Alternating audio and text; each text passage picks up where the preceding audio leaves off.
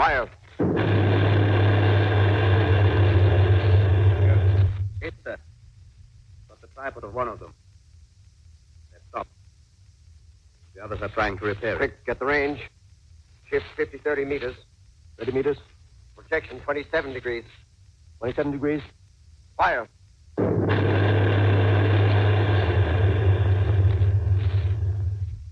Old Time Radio USA's Halloween Spooktacular will continue right after this. My name is Ariel. When I arrived in the U.S. at 19, I struggled to find job opportunities without my high school diploma. My entire life changed when I took a chance and got my high school diploma at age 22. Everything I have, my education, my career, my marriage, I owe to the Adult Literacy Center and my teachers. They were with me every step of the way, helping with my English and math, making sure I pushed through all the challenges. Ariel, your success proves that what I'm doing as a teacher has real meaning. It was an honor helping you achieve your greatness. Now you're helping others achieve theirs. It inspires me.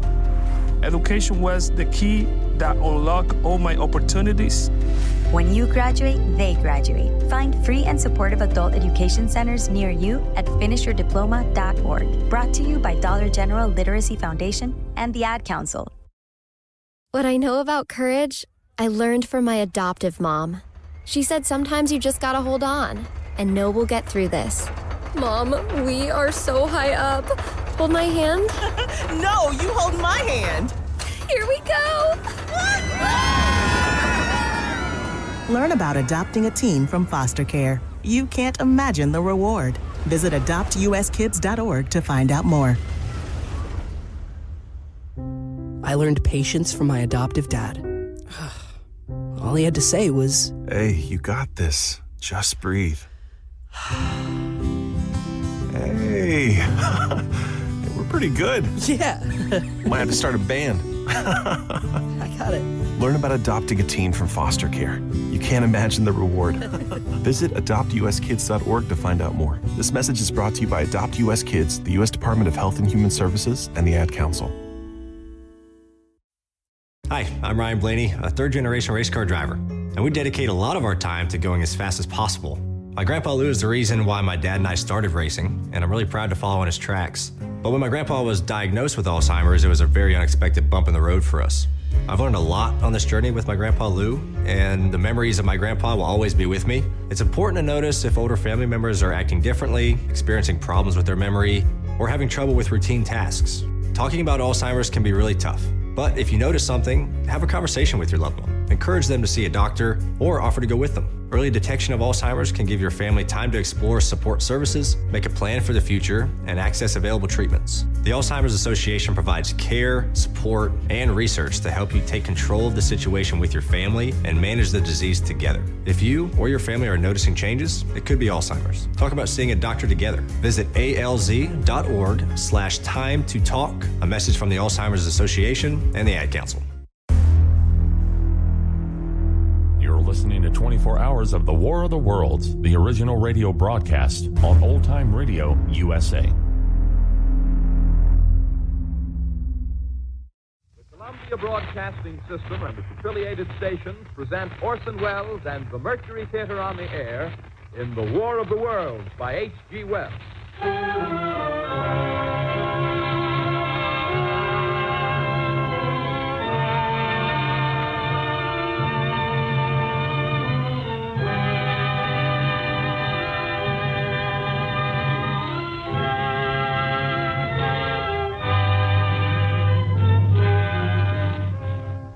Ladies and gentlemen, the director of the Mercury Theatre and star of these broadcasts, Orson Welles. We know now that in the early years of the 20th century, this world was being watched closely by intelligences greater than man's, and yet as mortal as his own.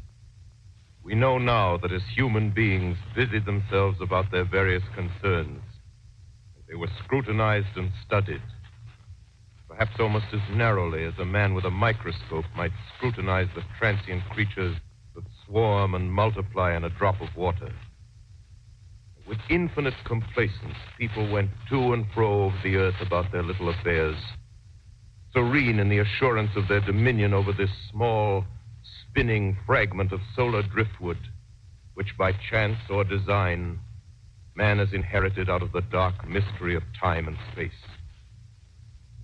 Yet across an immense ethereal gulf, minds that are to our minds as ours are to the beasts in the jungle, intellects vast, cool, and unsympathetic, regarded this earth with envious eyes and slowly and surely drew their plans against us. In the 39th year of the 20th century came the Great Disillusionment. Near the end of October, business was better. The war scare was over. More men were back at work. Sales were picking up. On this particular evening, October 30th, the Crosley service estimated that 32 million people were listening in on radios. Not much change in temperature. A slight atmospheric disturbance of undetermined origin is reported over Nova Scotia, causing a low-pressure area to move down rather rapidly over the northeastern states, bringing a forecast of rain accompanied by winds of light gale force. Maximum temperature 66, minimum 48. This weather report comes to you from the Government Weather Bureau. We take you now to the Meridian Room in the Hotel Park Plaza in downtown New York, where you will be entertained by the music of Raymond Raquello and his orchestra.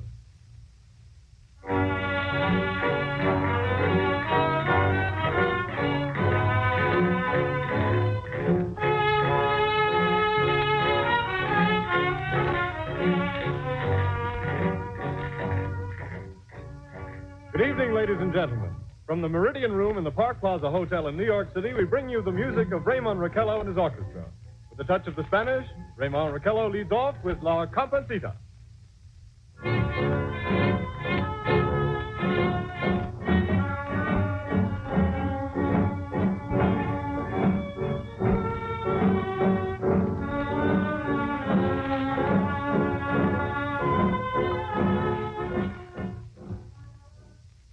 Ladies and gentlemen, we interrupt our program of dance music to bring you a special bulletin from the Intercontinental Radio News. At 20 minutes before 8 Central Time, Professor Farrell of the Mount Jennings Observatory, Chicago, Illinois, reports observing several explosions of incandescent gas occurring at regular intervals on the planet Mars. The spectroscope indicates the gas to be hydrogen and moving toward the Earth with enormous velocity. Professor Pearson of the observatory at Princeton confirms Farrell's observation and describes the phenomenon as, quote, like a jet of blue flame shot from a gun, unquote. We now return you to the music of Raymond Raquello, playing for you in the Meridian Room of the Park Plaza Hotel, situated in downtown New York.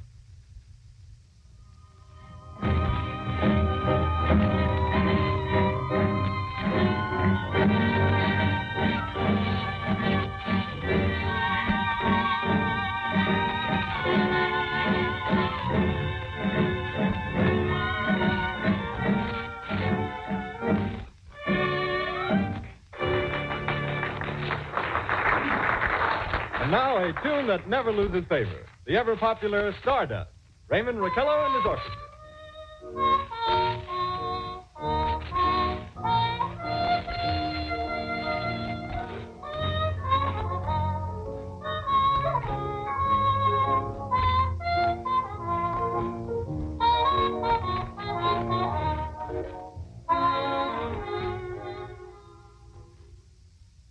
Ladies and gentlemen, following on the news given in our bulletin a moment ago, the Government Meteorological Bureau has requested the large observatories of the country to keep an astronomical watch on any further disturbances occurring on the planet Mars. Due to the unusual nature of this occurrence, we have arranged an interview with a noted astronomer, Professor Pearson, who will give us his views on this event. In a few moments, we will take you to the Princeton Observatory at Princeton, New Jersey. We return you until then to the music of Raymond Raquello and his orchestra.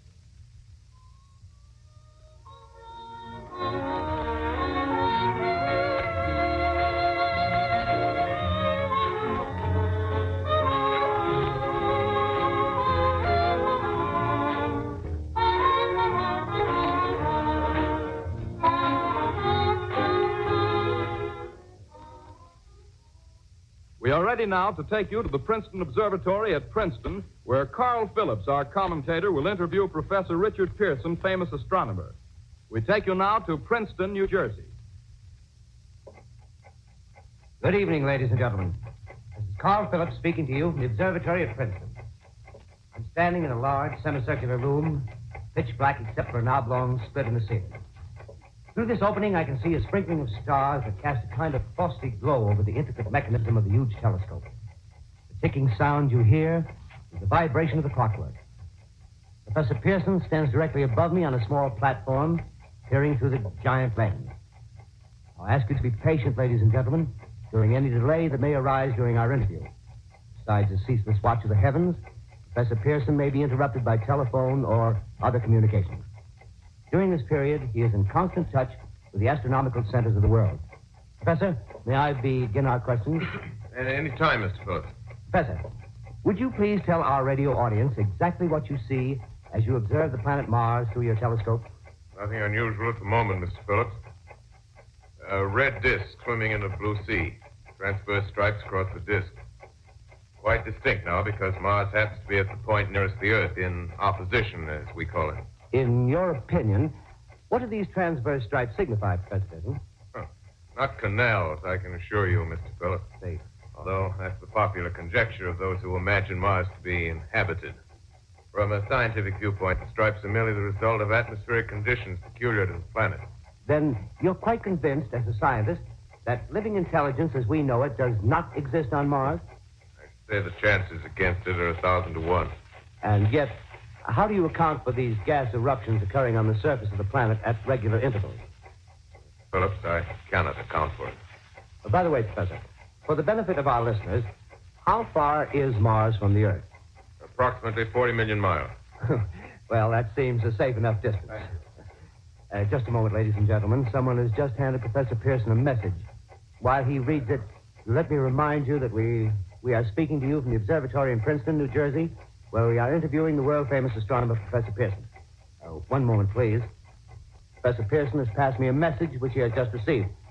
Professor, may I read the message to the listening audience? Certainly, Mr. Phillips. Ladies and gentlemen, I shall read you a wire addressed to Professor Pearson from Dr. Gray of the Natural History Museum, New York. Quote, 9:15 p.m. Eastern Standard Time. Seismograph registered shock of almost earthquake intensity occurring within a radius of 20 miles of Princeton. Please investigate. Signed, Lloyd Gray, Chief of Astronomical Division. Unquote. Professor Pearson, could this occurrence possibly have something to do with the disturbances observed on the planet Mars? Hardly, Mr. Phillips. This is probably a meteorite of unusual size, and its arrival at this particular time is merely a coincidence. However, we shall conduct a search as soon as daylight permits. Thank you, Professor. Ladies and gentlemen, for the past 10 minutes, we've been speaking to you from the observatory at Princeton, bringing you a special interview with Professor Pearson, noted astronomer. This is Carl Phillips speaking. We are returning you now to our New York studio.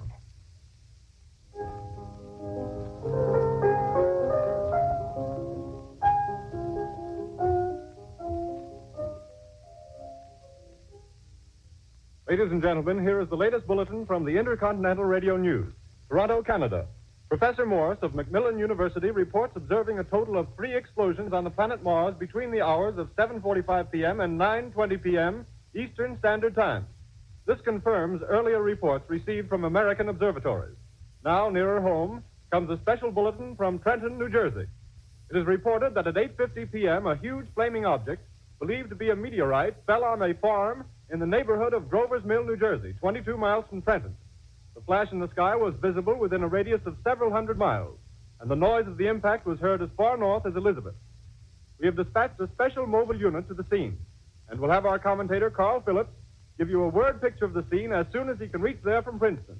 In the meantime, we take you to the Hotel Martian in Brooklyn, where Bobby Millett and his orchestra are offering a program of dance music.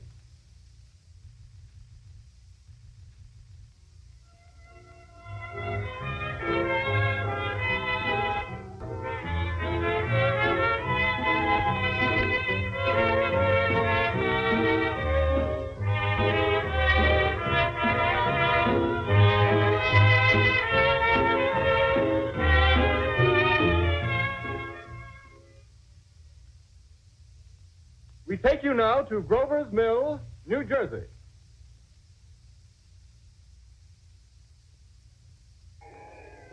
Ladies and gentlemen, this is Carl Phillips again, out at the Wilmot Farm, Grover's Mill, New Jersey. Professor Pearson and myself made the 11 miles from Princeton in 10 minutes.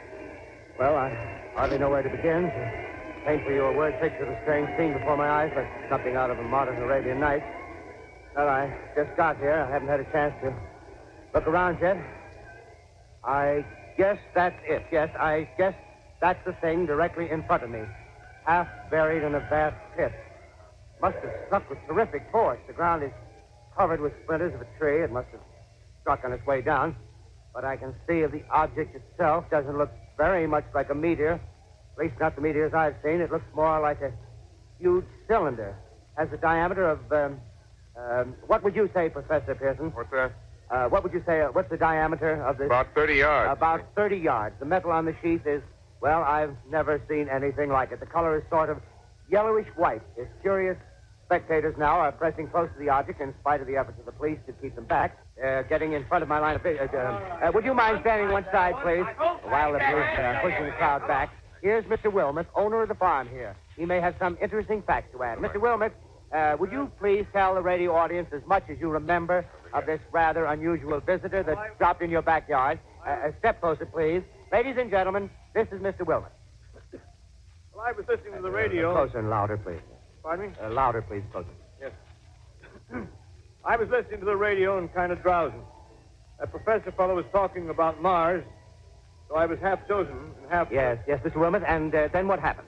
Well, as I was saying, I was listening to the radio, kind of halfway. Yes, Mr. Wilmot, and then you saw something. Well, not first off. I heard something. And what did you hear? A hissing sound like this. Kind of like a 4th of July rocket. Yes, then what? I turned my head out the window and would have sworn I was asleep and dreaming. Yes? I seen a kind of greenish streak and then zingo. Something smacked the ground, knocked me clear out of my chair. Well, were you frightened, Mr. Wilmot? Well, I ain't quite sure. I reckon I was kind of riled. Well, thank you, Mr. Wilmot. Thank you very much. Yeah, you want me to No, tell that's some quite more? all right. That's plenty. Ladies and gentlemen, you've just heard Mr. Wilmot, owner of the farm where this thing has fallen. I wish I could convey the atmosphere, the background of this fantastic scene. Hundreds of cars are parked in a field in back of us, and the police are trying to rope off the roadway leading into the farm, but it's no use. They're breaking right through. Cars' headlights throw an enormous spotlight on the pit where the object's half buried. Now, some of the more daring souls now are venturing near the edge. The silhouettes stand out against the metal sheen. One man wants to touch the thing. He's having an argument with the policeman. Now, the policeman wins. Now, ladies and gentlemen, there's something I haven't mentioned in all this excitement, but it's becoming more distinct. Perhaps you've caught it already on your radio. Listen, please. Do you hear it? It's a curious humming sound that seems to come from inside the object. I'll move the microphone nearer. Here. Now, we're not more than 25 feet away. Can you hear it now? Professor Pearson. Yes, Mr. Brooks. Can you tell us the meaning of that scraping noise inside the thing? Possibly the unequal cooling of its surface. I say, do you still think it's a meteor, Professor? I don't know what to think. The metal casing is definitely extraterrestrial. Not found on this Earth. Friction with the Earth's atmosphere usually tears holes in a meteorite. This thing is smooth, and you can see its cylindrical Just a minute. shape. Something's happening. Ladies and gentlemen, this is terrific.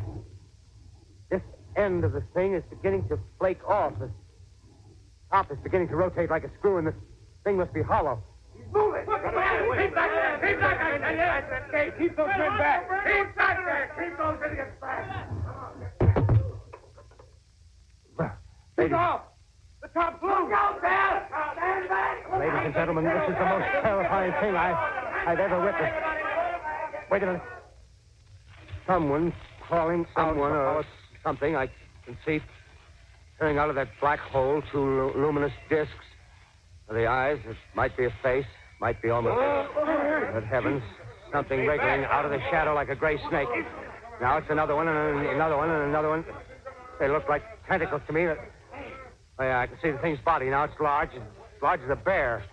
It glistens like wet leather, but its face, ladies and gentlemen, it's indescribable. I can hardly force myself to keep looking at it. It's so awful. The eyes are black, and they gleam like a serpent. The mouth is kind of V-shaped with saliva dripping from its rimless lips. It seemed to quiver and pulsate, and the monster or whatever it is can hardly move. It seems weighed down by possibly gravity or something. The thing's rising up now, and the crowd falls back. They've seen plenty. The most extraordinary experience, ladies and gentlemen. I can't find words. Well, I'll pull this microphone with me as I talk. I'll have to stop the description till I can take a new position. Hold on, will you, please? I'll be right back in a minute.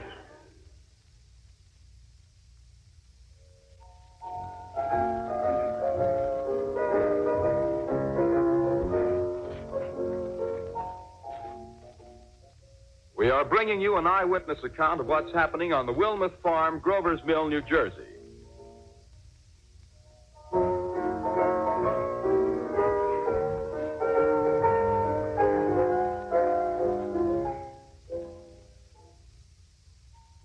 We now return you to Carl Phillips at Grover's Mill. Ladies and gentlemen, am I on? Ladies and gentlemen, here I am, back of a stone wall that adjoins Mr. Wilmuth's garden. From here, I get a sweep of the whole scene. I'll give you every detail as long as I can talk and as long as I can see. The more state police have arrived. They're drawing up a cordon in front of the pit. About 30 of them. No need to push the crowd back now. They're willing to keep their distance. The captain's conferring with someone. Can't quite see who. Yes, I believe it's Professor Pearson. Yes, it is. Now they've parted, and the professor moves around one side, studying the object while the captain and two policemen advance with something in their hands. I can see it now. It's a white handkerchief tied to a pole. Flag of truce. If those creatures know what that means, what anything means. Wait a minute, something's happening. A humped shape is rising out of the pit. I can make out a small beam of light against a mirror. What's that? There's a jet of flame springing from the mirror, and it leaps right at the advancing men. It strikes them head on. Oh, Lord, they're turning into flames. Now the whole field's caught up by the woods, the barns, the gas heading everywhere. It's coming this way now, about 20 yards to my right.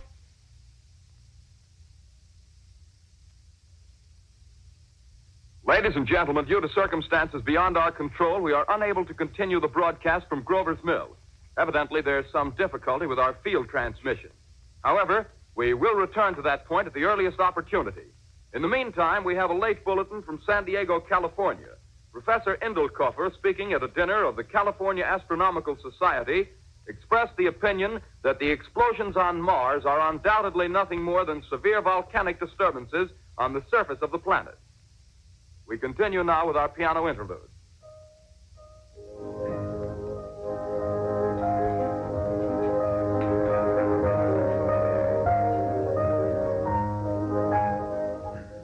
Ladies and gentlemen, I've just been handed a message that came in from Grover's Mill by telephone.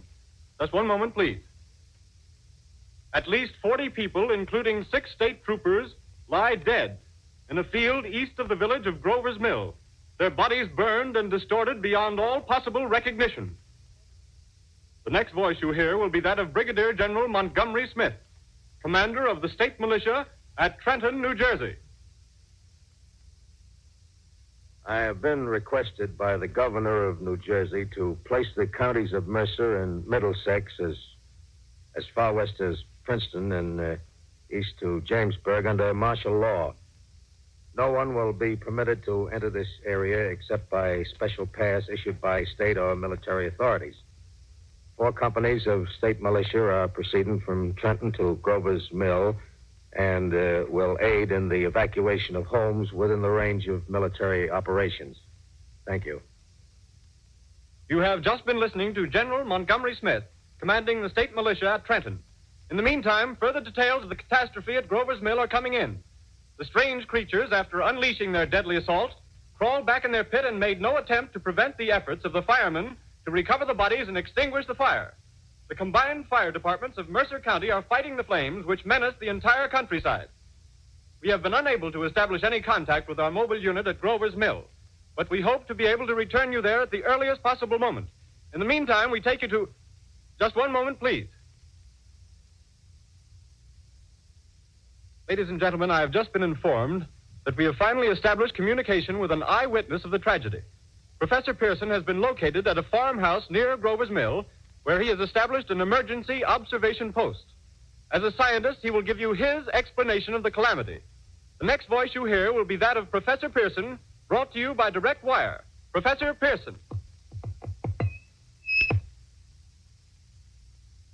Of the creatures in the rocket cylinder at Grover's Mill, I can give you no authoritative information, either as to their nature, their origin, or their purposes here on Earth.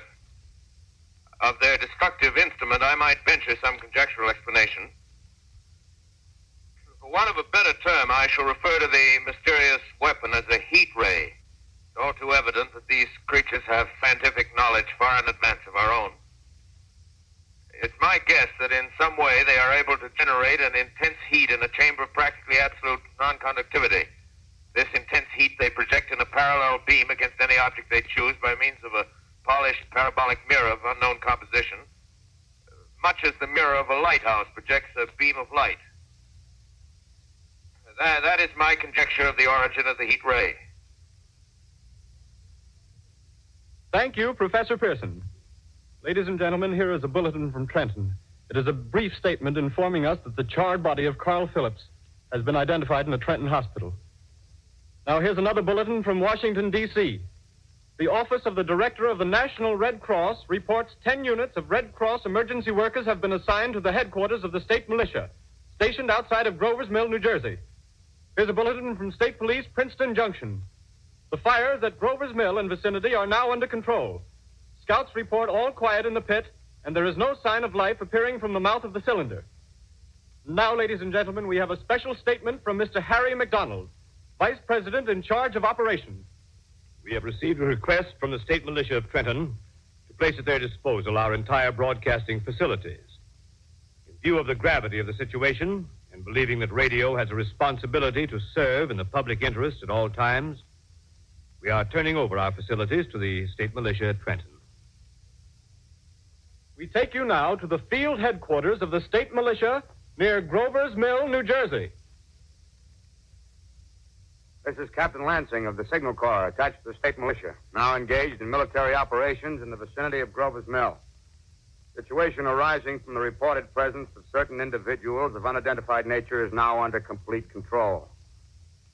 The cylindrical object, which lies in a pit directly below our position, surrounded on all sides by 8 battalions of infantry, without heavy field pieces, but adequately armed with rifles and machine guns. All cause for alarm, if such cause ever existed, is now entirely unjustified. Things, whatever they are, do not even venture to poke their heads above the pit. I can see their hiding place plainly in the glare of the searchlights here. With all their reported resources, these creatures can scarcely stand up against heavy machine gun fire. Anyway, it's an interesting outing for the troops. I can make out their khaki uniforms crossing back and forth in front of the lights. Looks almost like a real war. There appears to be some slight smoke in the woods bordering the Millstone River, probably fire started by campers. Well, we ought to see some action soon. One of the companies is deploying on the left flank. A quick thrust and it'll all be over. Now, wait a minute. I see something on top of the cylinder. No, it's nothing but a shadow. Now the troops are on the edge of the Wilmot Farm. 7,000 armed men closing in on an old metal tube. A tub, rather. Well, wait, that wasn't a shadow. It's something moving. Solid metal, kind of a shield-like affair rising up onto the cylinder. It's going higher and higher. What? It's standing on legs, actually rearing up on a sort of metal framework. Now it's reaching above the trees and the searchlights are on it. Hold on.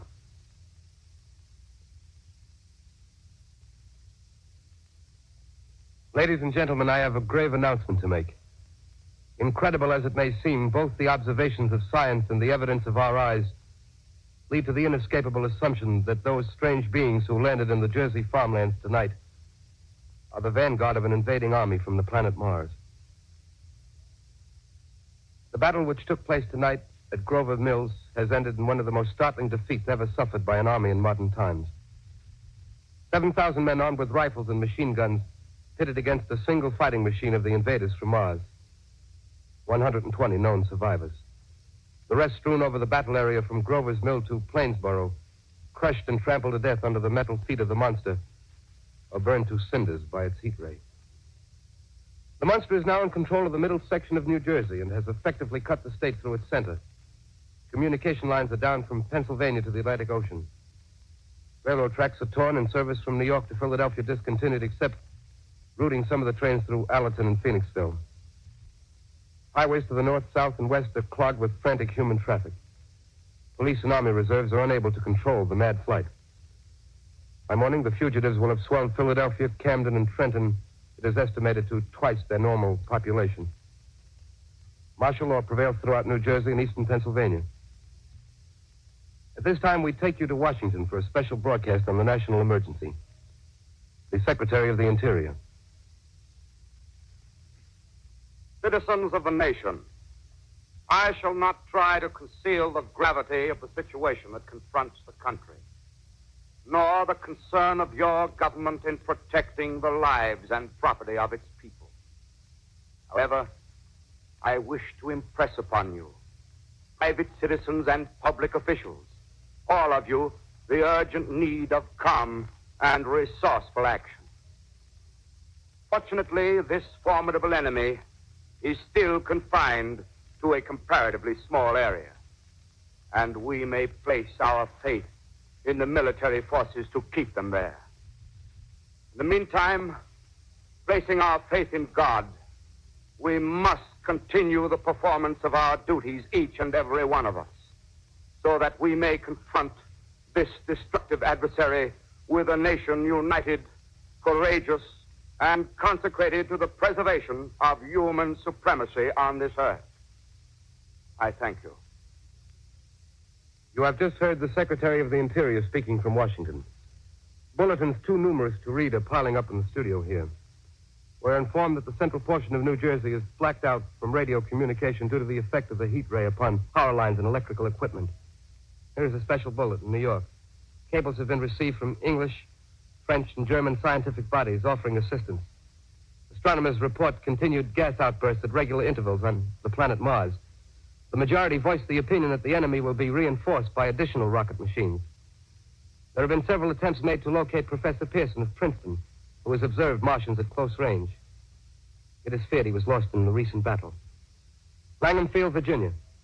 Scouting planes report 3 Martian machines visible above treetops, moving north toward Somerville with population fleeing ahead of them.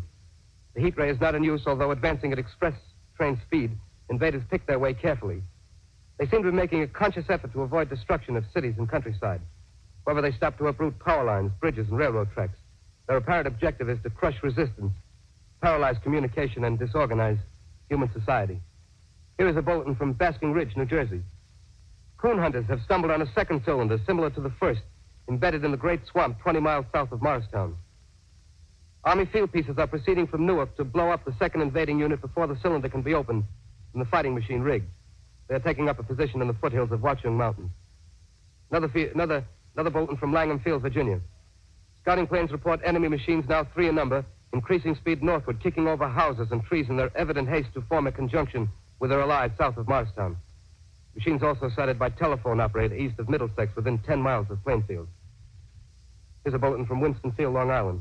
A fleet of Army bombers carrying heavy explosive flying north in pursuit of enemy. Scouting planes act as guides. They keep the speeding enemy in sight. Just a moment, please, ladies and gentlemen. We've run special wires to the artillery line in adjacent villages to give you direct reports in the zone of the advancing enemy. First, we take you to the battery of the 22nd Field Artillery, located in the Watchung Mountains. Range 32 meters. 32 meters. Direction 39 degrees. 39 degrees. Fire. 140 yards to the right, sir. Shift range 31 meters. 31 meters. Projection 37 degrees. 37 degrees. Fire. Yes, sir. Got the tripod of one of them. They're stopped. The others are trying to repair it. Quick, get the range. Shift 30 meters. 30 meters. Projection 27 degrees. 27 degrees. Fire. Can't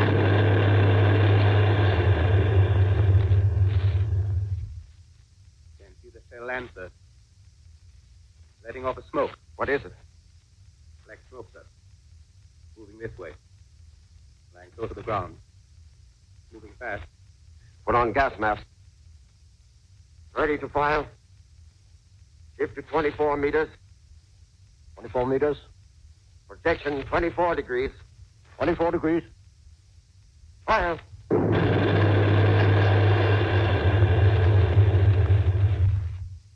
Can't see, sir. No coming nearer. Get the range.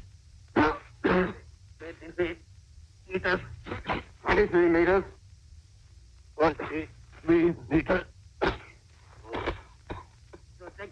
22. 22. Please.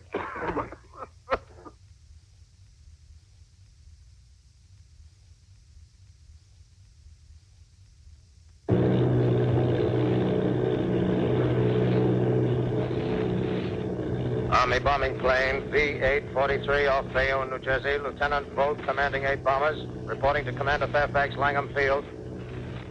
This is Vogt reporting to Commander Fairfax, Langham Field.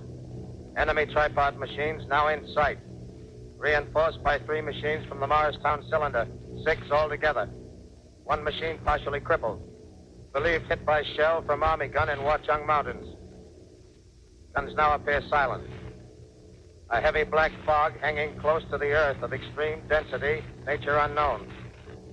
No sign of heat ray.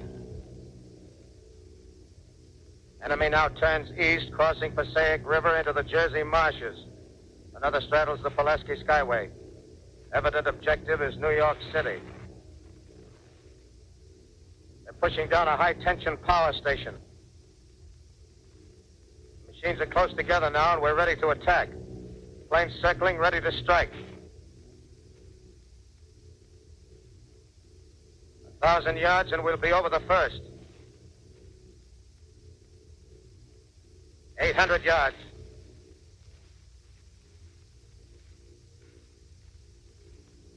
600.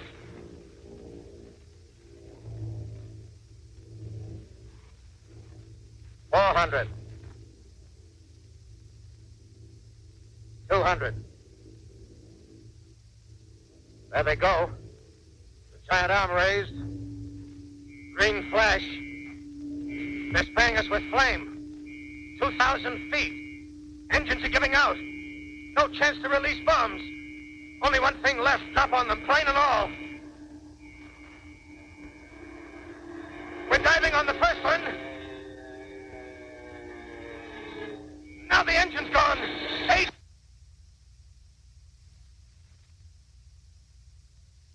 This is Bayonne, New Jersey, calling Langham Field.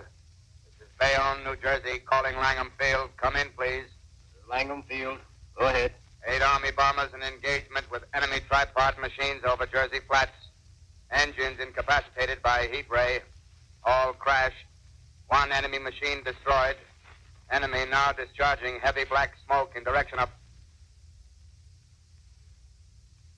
This is Newark, New Jersey. This is Newark, New Jersey. Warning. Poisonous black smoke pouring in from Jersey marshes. Reaches South Street. Gas masks useless. Urge population to move into open spaces. Automobiles use routes 7, 23, 24. Avoid congested areas. Smoke now spreading over Raymond Boulevard.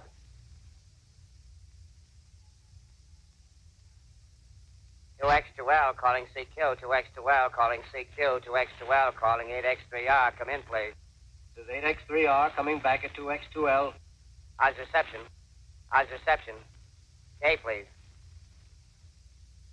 Where are you, 8X3R? What's the matter? Where are you?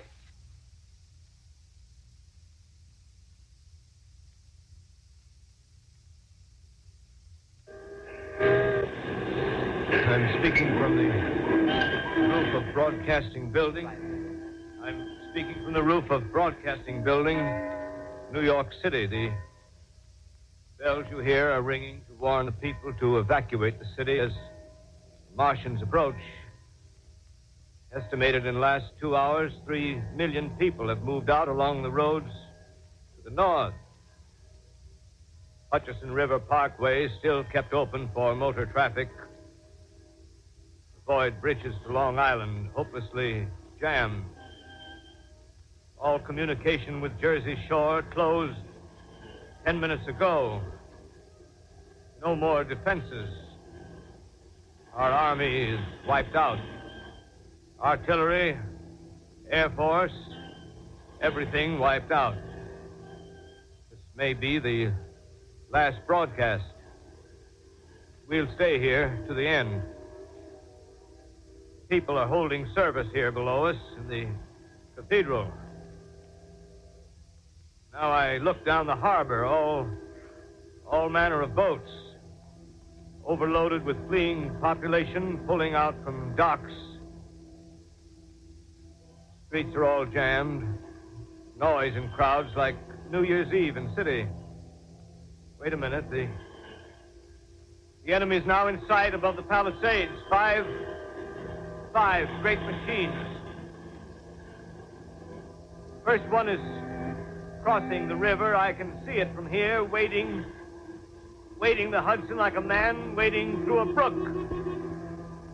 A bulletin is handed me. Martian cylinders are falling all over the country. One outside of Buffalo, one in Chicago, St. Louis. Seem to be timed and spaced. Now the first machine reaches the shore. He stands watching, looking over the city. Steel cowlish head is even with the skyscrapers. He waits for the others. They rise like a line of new towers on the city's west side. Now they're lifting their metal hands. This is the end now. Smoke comes out, black smoke drifting over the city. People in the streets see it now. They're running toward the East River, thousands of them, dropping in like rats.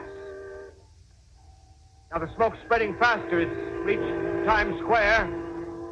People are trying to run away from it, but it's no use. They're falling like flies. Now the smoke's crossing 6th Avenue. 5th Avenue. 100 yards away. It's 50 feet.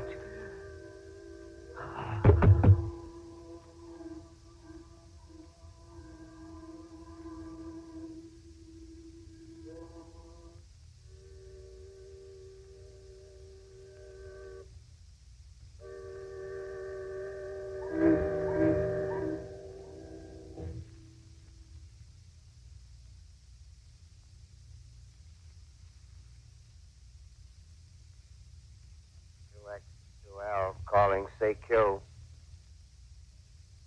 2X2L calling, say kill. 2X2L calling, say kill, New York. And anyone on the air? And anyone on the air? And anyone? 2X2L.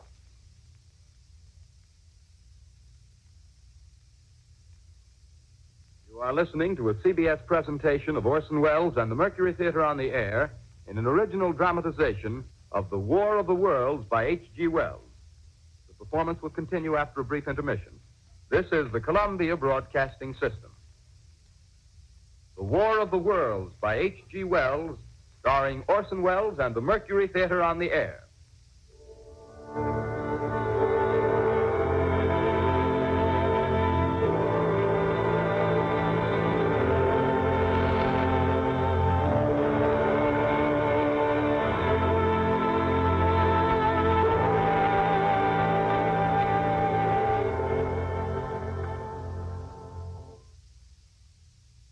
I set down these notes on paper. I'm obsessed by the thought that I may be the last living man on Earth. I've been hiding in this empty house near Grover's Mill, a small island of daylight cut off by the black smoke from the rest of the world. All that happened before the arrival of these monstrous creatures in the world now seems part of another life. A life that has no continuity with the present. Furtive existence of the lonely derelict who pencils these words on the back of some astronomical notes bearing the signature of Richard Pearson. I look down at my blackened hand and I try to connect them with a professor who lives at Princeton and who on the night of October 20th glimpsed through his telescope an orange splash of light on a distant planet. my wife, my colleagues, my students, my books, my observatory, my world. Where are they? Did they ever exist? Am I Richard Pearson? What day is it? Do days exist without calendars? Does time pass when there are no human hands left to wind the clocks? Writing down my daily life, I tell myself I shall preserve human history between the dark covers of this little book that was meant to record the movements of the stars. But to write, I must live, and to live, I must eat. Find moldy bread in the kitchen and an orange, not too spoiled to swallow. Keep watch at the window. Time to time, I catch sight of a Martian above the black smoke. Smoke still holds the house in its black coil, but at length there's a hissing sound, and suddenly I see a Martian mounted on his machine, spraying the air with a jet of steam as if to dissipate the smoke. I watch in a corner as his huge metal legs nearly brush against the house. Exhausted by terror, I fall asleep. Morning. Sun streams in the window. Black cloud of gas is lifted, and the scorched meadows to the north look as though a black snowstorm had passed over them. I venture from the house. I make my way to a road, no traffic. Here and there, a wrecked car, baggage overturned, a blackened skeleton. Push on north. For some reason, I feel safer trailing these monsters than running away from them. And I keep a careful watch. I've seen the Martians feed. Should one of their machines appear over the top of trees, I'm ready to fling myself flat on the earth. Come to a chestnut tree. October. Chestnuts are ripe. Fill my pockets. Just keep alive. 2 days I wander in a vague northerly direction through a desolate world. Finally, I noticed a living creature. A small red squirrel in a beech tree. I stare at him and wonder. He stares back at me. I believe at that moment the animal and I shared the same emotion. Joy of finding another living being. Push on north. I find dead cows in a brackish field, and beyond the charred ruins of a dairy in a silo, remain standing guard over the wasteland like a lighthouse, deserted by the sea. Astride the silo perches a weathercock. The arrow points north. North. Next day, I come to a city. City vaguely familiar in its contours, yet its buildings strangely dwarfed and leveled off as if a giant had sliced off its highest towers with a capricious sweep of his hand. Reached the outskirts, I found Newark. Newark, undemolished but humbled by some whim of the advancing Martians. Presently, with an odd feeling of being watched, I caught sight of something crouching in a doorway. I made a step towards it, and it rose up and became a man. A man armed with a large knife. Stop! Where do you come from? I come from many places. A long time ago, from Princeton. Princeton, huh? That's near Grover's Mill. Yes. Grover's Mill. There's no food here. This is my country. All this end of town down the river. There's only food for one. Which way are you going? I don't know. I guess I'm looking for people. Hey, what was that? Did you hear something just then? No. Only a bird. A live bird. Yeah. You get to know that birds have shadows these days. Say, we're in the open here. Let's crawl in this doorway here and talk. Have you seen any Martians? No. They're going over to New York. Night, the sky's alive with their lights, just as if people were still living in it. By daylight, you can't see them. 5 days ago, a couple of them carried something big across the flats from the airport. I think they're learning how to fly. Fly? Yeah, fly. Well, it's all over with humanity. Stranger, there's still you and I. 2 of us left. Yeah. They got themselves in solid. They wrecked the greatest country in the world. Those green stars, they're probably falling somewhere every night. They've only lost one machine. There isn't anything to do. We're done. We're licked. Where were you? You're in a uniform. Yeah, what's left of it. I was in the militia. National Guard. That's good. There wasn't any war. Any more than there's war between men and ants. Yes, but we're eatable ants. I found that out. What'll they do to us? I thought it all out. Right now, we're caught as we're wanted. The Martian only has to go a few miles to get a crowd on the run. But they won't keep on doing that. They'll begin catching us systematic, like keeping the best and storing us in cages and things. They haven't begun on us yet. Not begun? Not begun. All that's happened so far is because we don't have sense enough to keep quiet. Bothering them with guns and such stuff and losing our heads and rushing off in crowds. No, instead of our rushing around blind, we got to fix ourselves up according to the way things are now. Cities, nations, civilization, progress. Yes, but if that's so, what is there to live for? Well, there won't be any more concerts for 1,000,000 years or so, and no nice little dinners at restaurants. If it's amusement you're after, I guess the game's up. What is there left? Life, that's what. I want to live. Yeah, and so do you. We're not going to be exterminated. And I don't mean to be caught either. Tamed and fattened and bred like an ox. What are you going to do? I'm going on. Right under their feet. I got a plan. We men, as men, we're finished. We don't know enough. We got to learn plenty before we got a chance. We've got to live and keep free while we learn, see? I've thought it all out, see? Well, tell me the rest. Well, it isn't all of us that are made for wild beasts. That's what it got to. That's what it got to be. That's why I watched you. Watched you. All those little office workers that used to live in these houses. They be no good. They haven't any stuff in them. They used to run off to work. I've seen hundreds of them running to catch their commuter's train in the morning, afraid that you can't if they didn't. Running back at night, afraid they wouldn't be in time for dinner. Lives insured and a little invested in case of accidents. Yeah, and on Sundays, worried about the hereafter. Well, the Martians, they'll be a godsend for those guys. Nice, roomy cages, good food, careful breeding, no worries. Yeah, after a week or so of chasing around the fields on empty stomachs, they'll come and be glad to be caught. You've thought it all out, haven't you? Sure, you bet I have. That isn't all. These Martians are going to make pets of some. Train them to do tricks.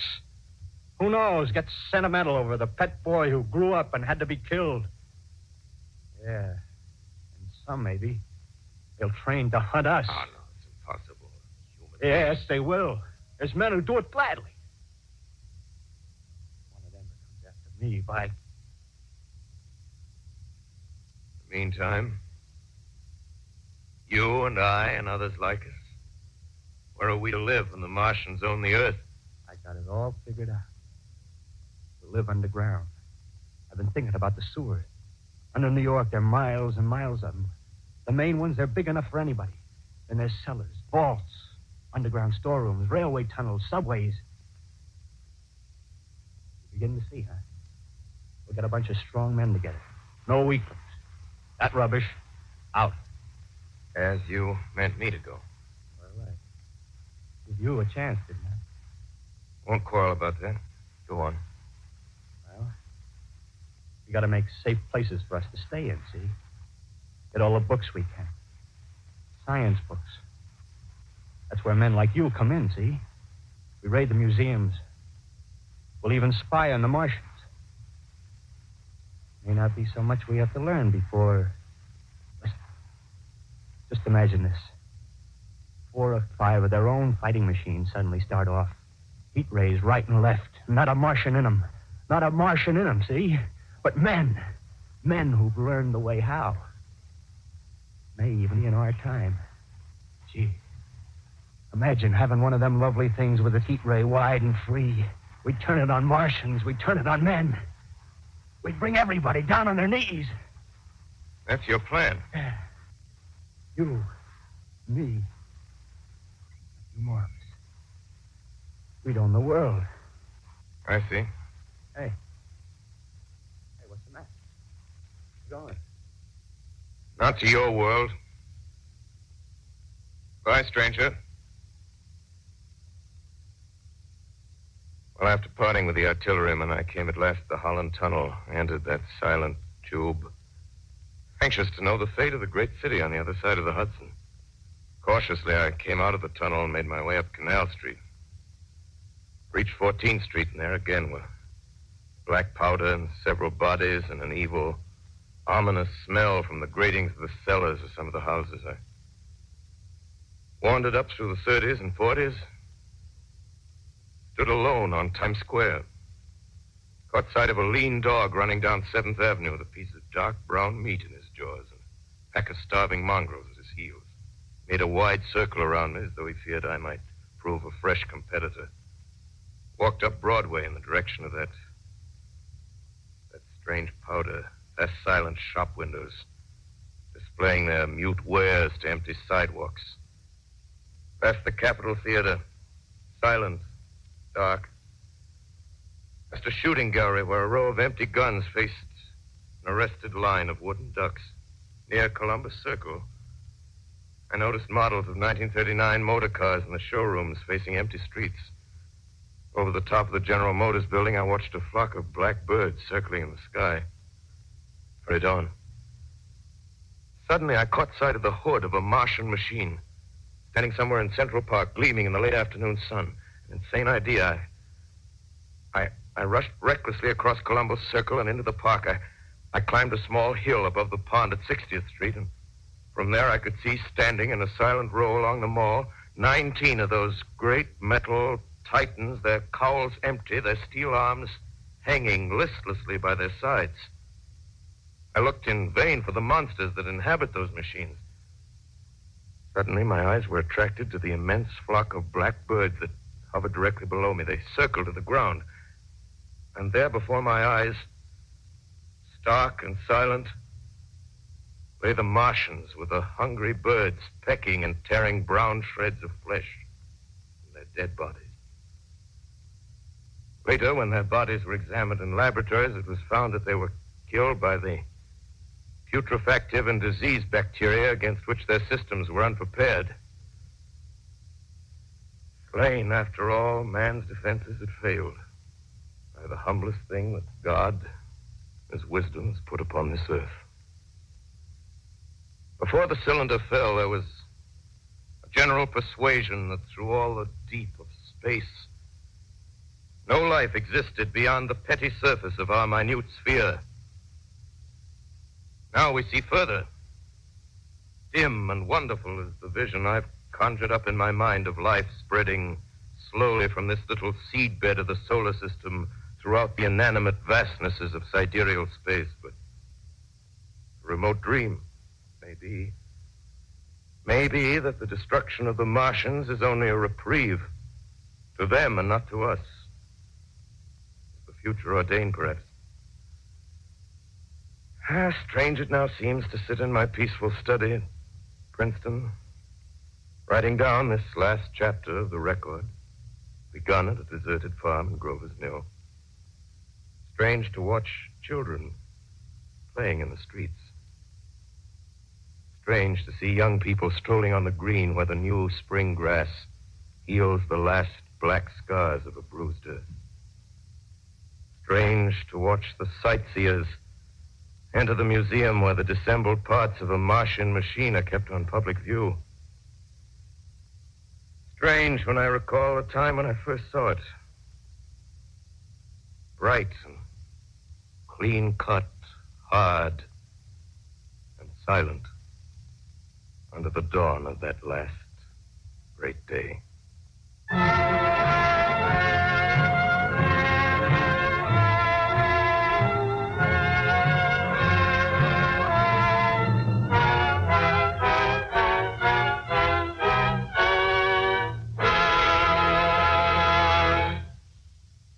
This is Orson Welles, ladies and gentlemen.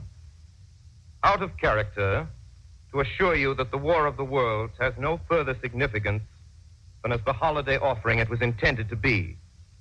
The Mercury Theatre's own radio version of dressing up in a sheet and jumping out of a bush and saying boo. Starting now, we couldn't soap all your windows and steal all your garden gates by tomorrow night, so we did the best next thing. We annihilated the world before your very ears and utterly destroyed the CBS. You will be relieved, I hope, to learn that we didn't mean it and that both institutions are still open for business. So goodbye, everybody, and remember, please, for the next day or so, the terrible lesson you learned tonight. That grinning, glowing, globular invader of your living room is an inhabitant of the pumpkin patch, and if your doorbell rings and nobody's there, that was no Martian, it's Halloween.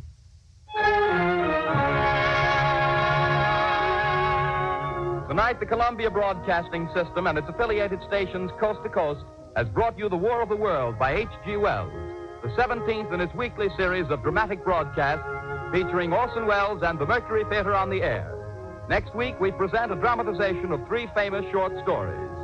This is the Columbia Broadcasting System.